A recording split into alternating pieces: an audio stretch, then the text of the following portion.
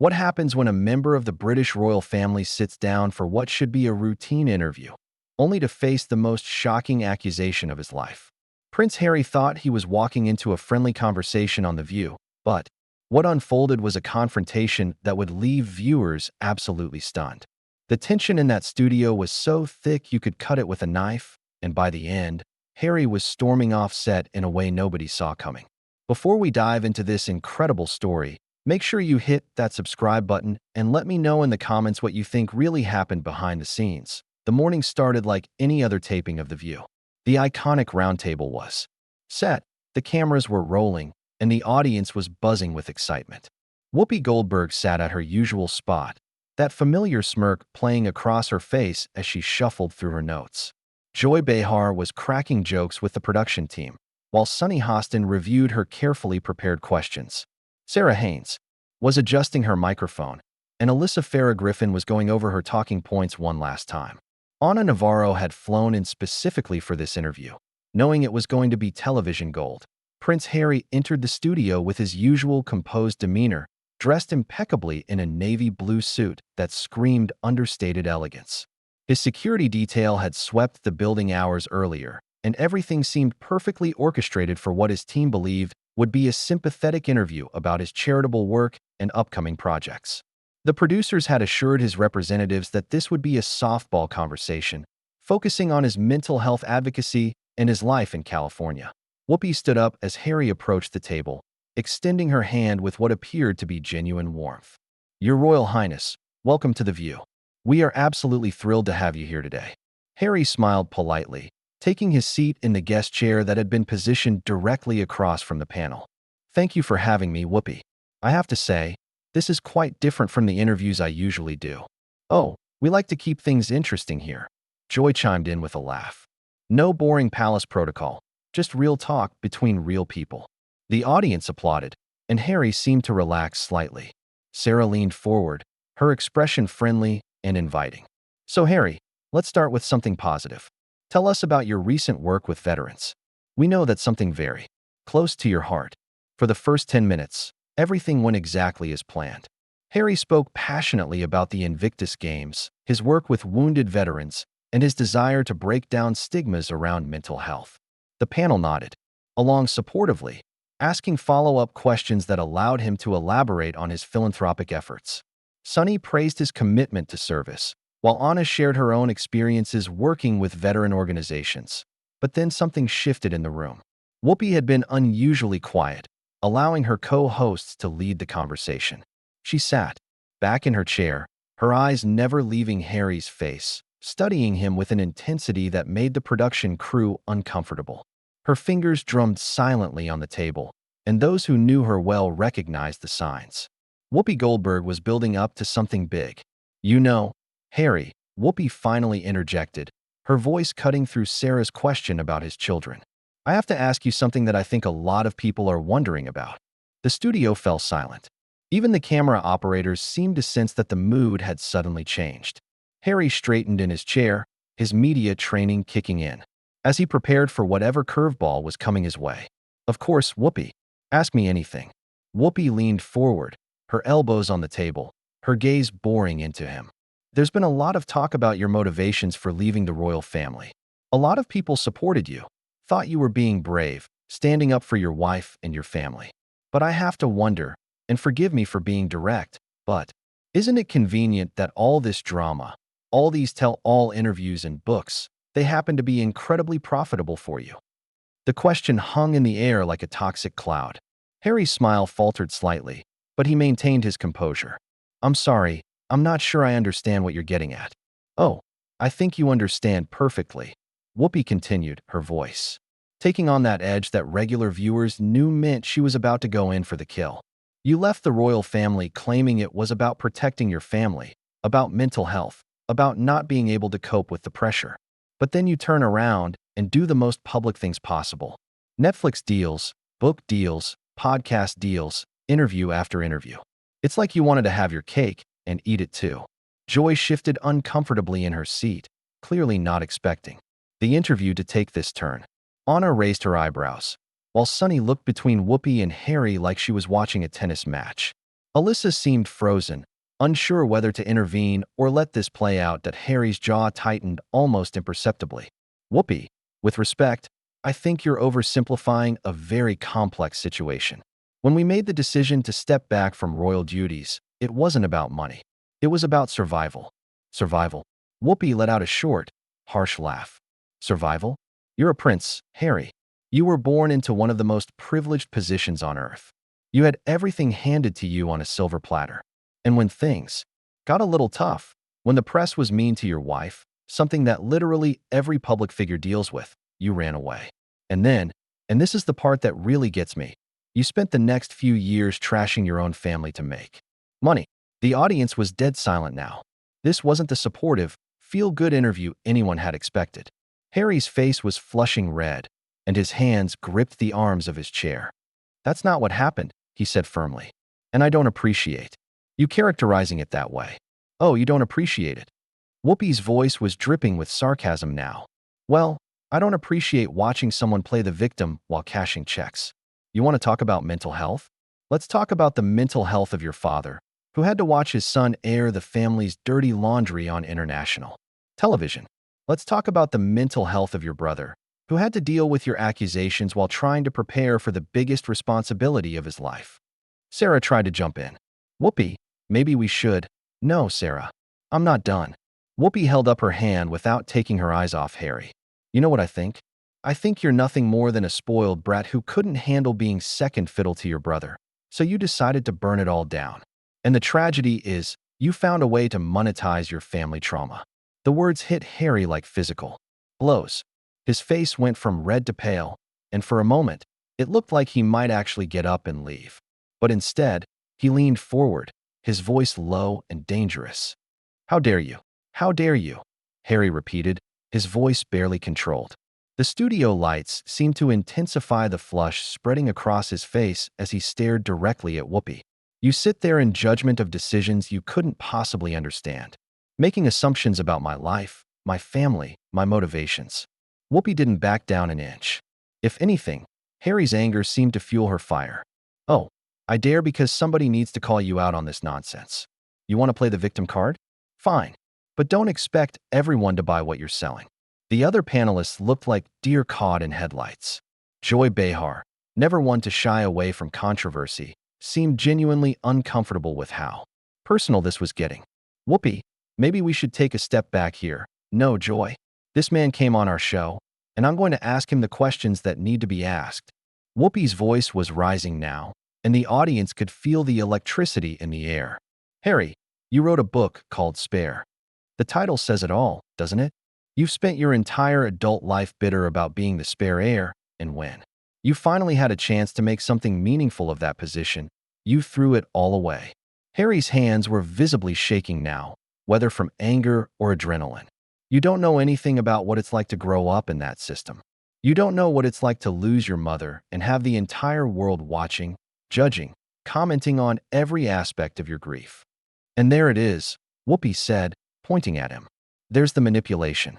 Every time someone challenges you, you bring up your mother. Diana was a remarkable woman who died tragically, but you've turned her memory into a shield to hide behind whenever anyone questions your choices. The gasp from the audience was audible.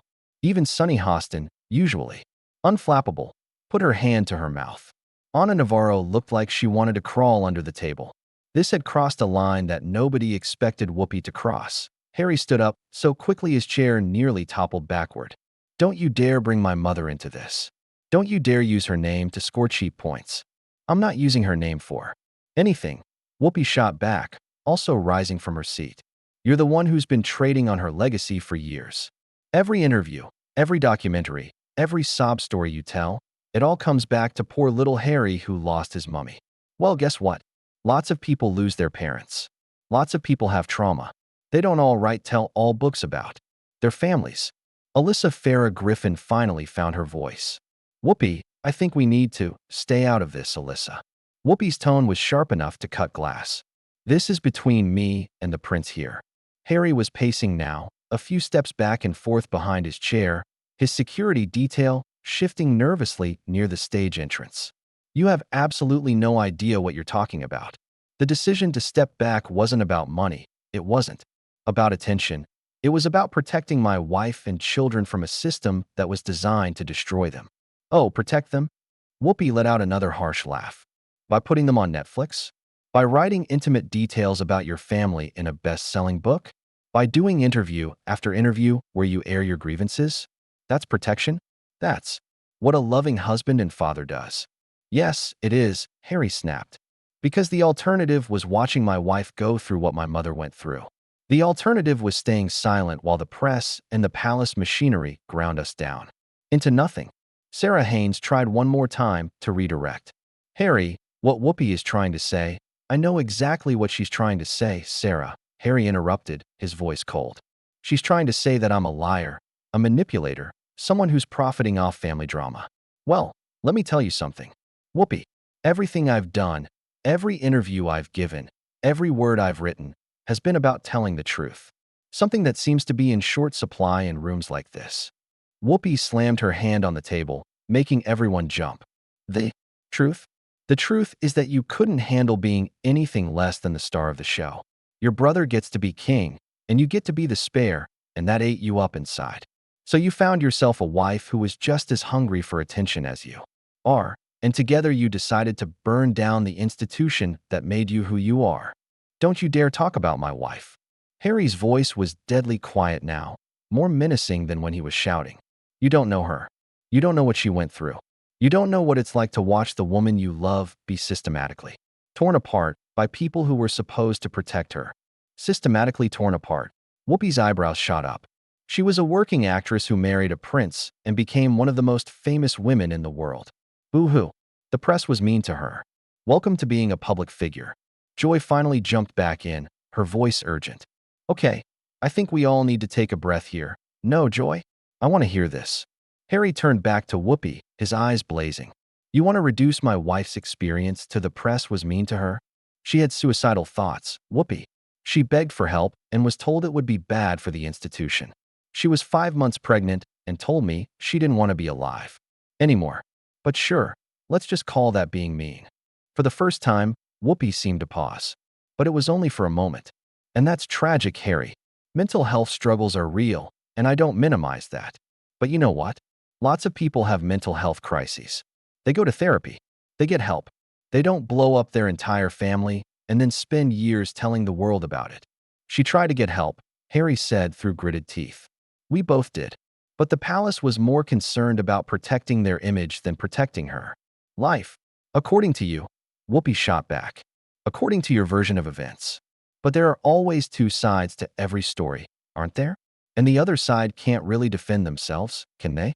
Because they have something called dignity. They have something called discretion. Ana Navarro finally spoke up, her voice shaky. Maybe we should move on to, we're not moving on, Harry said firmly. I want to hear what else she has to say. Come on, Whoopi. You're clearly bursting with opinions about my life. Let's hear them all. Whoopi stood up fully now, her full height imposing as she looked down at Harry. You want to hear what I really think? I think you're a coward. I think you ran away from the first real challenge of your adult life, and you've spent every day since trying to justify it. I think you found someone who validated your victim complex, and together you decided that the world owed you something. The studio was so quiet you could hear the cameras humming. Harry stared at Whoopi for a long moment, his chest rising and falling rapidly. When he spoke, his voice was barely above a whisper. You know what the real tragedy is here, Whoopi? I actually used to respect you. I thought you were someone who stood up for people who couldn't stand up for themselves. I thought you understood what it meant to fight against systems of oppression. But you're just another bully hiding behind a microphone. I'm the bully. Whoopi's voice cracked with indignation. I'm not the one who abandoned my family and then spent years trashing them in public. I'm not the one who took private conversations and put them in a book for millions of people to read. I'm not the one who, enough. Harry's voice cut through hers like a blade. I don't have to sit here and listen to this anymore. Enough. Harry's voice cut through Whoopi's tirade like a blade. I don't have to sit here and listen to this anymore. But Whoopi wasn't finished. If anything, his attempt to shut her down only made her more determined. Oh, you don't like it when someone fights back? You don't like it when someone doesn't just nod along and feel sorry for poor Prince Harry. Harry began removing his microphone, his movements sharp and deliberate. This isn't fighting back, Whoopi. This is cruelty. This is exactly the kind of behavior that drove us away in the first place. Don't you dare compare me to the British tabloids, Whoopi snapped. I'm asking you legitimate questions about your choices. If you can't handle that, maybe you shouldn't be doing interviews. Legitimate questions. Harry laughed bitterly as he stood up, the microphone pack clattering to the floor. You call me a coward. You attacked my wife. You disrespected my mother's memory. Those aren't questions, those are character assassinations. Sunny Hostin finally found her voice, speaking rapidly. Harry, please, why don't we just take a quick break and— No, Sunny. There's no coming back from this. Harry's voice was steady now, but everyone could see the fury burning in his eyes. I came here in good faith. I came here to talk about my work, my projects, things that actually matter. But this woman, he pointed directly at Whoopi, decided to turn it into a circus. Whoopi crossed her arms, completely unrepentant. I decided to ask the questions that everyone else is too polite to ask. I decided to treat you like a grown man instead of a delicate flower who needs to be handled with kid gloves. Kid gloves. Harry's voice rose again. You think what you just did was treating me like a grown man? You think ambushing someone on live television, attacking their family, mocking their trauma, that's mature behavior? Joy Behar made one last desperate attempt to salvage the situation. Harry, look, we all have passionate discussions here. That's what The View is about. Maybe we got a little heated, but a little heated. Harry turned to Joy, his expression incredulous. Joy, she called me a coward. She said I was profiting off my mother's death. She said my wife was attention hungry. That's not passionate discussion. That's personal attack. Alyssa Farah Griffin nodded vigorously. He's right. This went way too far. Oh, please, Whoopi interjected, rolling her eyes. If he can't handle tough questions, he shouldn't be writing books about his private life. You put your business out there, it becomes everyone's business. Harry stepped closer to the table, his voice dropping to that dangerous whisper again. There's a difference between tough questions and character assassination, Whoopi. There's a difference between journalism and bullying. And what you just did was bullying, plain and simple. I'm the bully. Whoopi's voice was shrill now. You're the one who spent an entire book trashing your family, and I'm the bully for calling you out on it. Yes, you are. Harry's response was immediate and firm. Because you didn't call me out on anything. You made assumptions, you attacked my character, you mocked my pain, and you did it all while hiding behind the pretense of asking tough questions. Ana Navarro tried to interject. Maybe if we could just— No, Ana. I'm done. Harry began walking toward the edge of the set. I'm done with this conversation, I'm done with this show, and I'm done with people who think that being cruel is the same thing as being honest. Whoopi wasn't about to let him have the last word. Running away again, Harry? Is that your solution to everything? When things get uncomfortable, when people don't just agree with you, you run? Harry stopped dead in his tracks. For a moment, it looked like he might turn around and continue the fight. The entire studio held its breath.